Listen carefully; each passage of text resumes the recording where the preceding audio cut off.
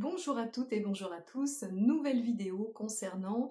les maladies et le lien avec la psychogénéalogie, en tout cas l'explication d'un point de vue de la psychogénéalogie. J'ai fait énormément de petites capsules vidéo sur des maladies et sur justement la symbolique à travers la psychogénéalogie et je suis toujours,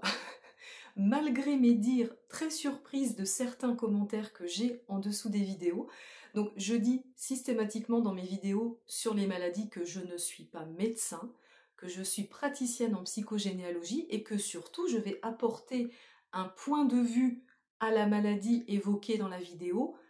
justement sous l'angle de la psychogénéalogie, mais je précise toujours qu'il ne faut absolument pas mettre votre traitement médical ou il ne faut pas mettre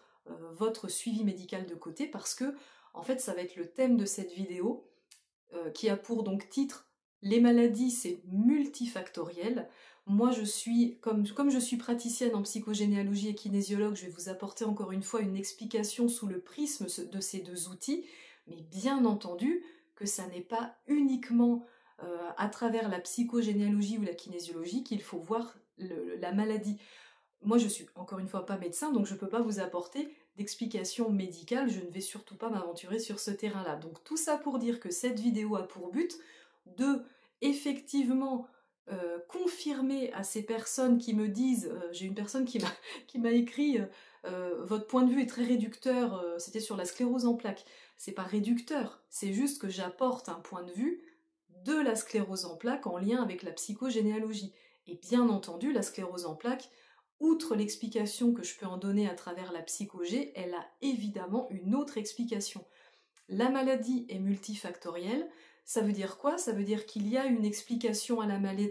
maladie, il y a une explication physique, physiologique, mais il y a aussi une explication émotionnelle, il y a une explication transgénérationnelle, il y a une explication qui est multifactorielle. Ça veut dire qu'on ne peut pas dissocier un facteur d'un autre, on ne peut pas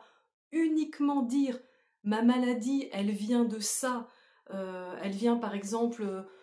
du côté de la mémoire transgénérationnelle qui est celle-ci qu'on aura identifiée et je m'arrête là et je ne vais plus voir mon médecin. Non, bien entendu, on va tenir compte de tous les facteurs qui tiennent compte justement de cette maladie. Donc vous allez vous intéresser non seulement à la cause, à la symbolique transgénérationnelle, si vous le souhaitez bien sûr, parce que c'est pas du tout une obligation, et puis vous allez évidemment vous intéresser à la cause médicale pure, vous allez vous intéresser à la cause émotionnelle, et moi c'est ce que je travaille énormément en kinésiologie.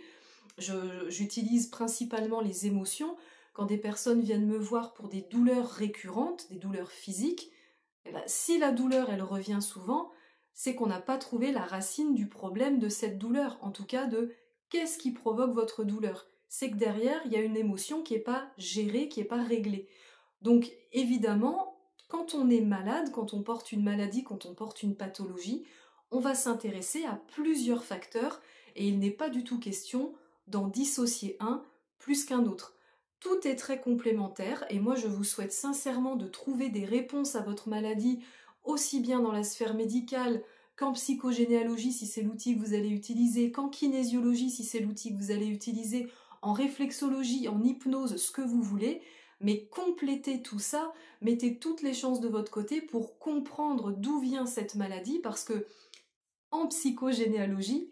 toute maladie, elle est en lien avec le traumatisme d'un ancêtre qui n'a pas été résolu. Donc cet ancêtre va nous léguer en héritage ce traumatisme non résolu et nous, génération du dessous, nous allons somatiser ce trauma sous forme de maladie. Donc c'est pour ça que c'est intéressant évidemment de tenir compte de l'aspect physique, physiologique de la maladie, puisque la maladie elle va se loger sur un organe par exemple, plutôt du côté droit, du côté gauche du corps, et ça va avoir une incidence, une signification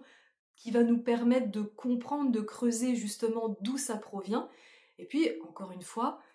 intéressez-vous à l'aspect émotionnel de cette maladie, parce que toute maladie est en lien avec les émotions. Moi, je travaille beaucoup, encore une fois, en psychogénéalogie avec les maladies, c'est quelque chose qui me passionne, parce que je suis convaincue qu'on peut se défaire d'une maladie, ou en tout cas de prendre conscience du pourquoi on la porte, et à partir de là, on peut commencer à s'en libérer. Et Je précise que je ne suis pas la seule personne qui peut vous apporter justement cette aide, ce soutien, que votre médecin est là pour vous aider, parce que moi je n'interviens pas sur le domaine médical, mais j'interviens sur le domaine mémoire transgénérationnelle, héritage familial. Voilà, j'espère que ça aura éclairci certaines personnes. Je vous souhaite une très belle journée, je reste à votre écoute. Si vous avez besoin d'infos supplémentaires, vous pouvez m'envoyer un mail mdkc39@gmail.com.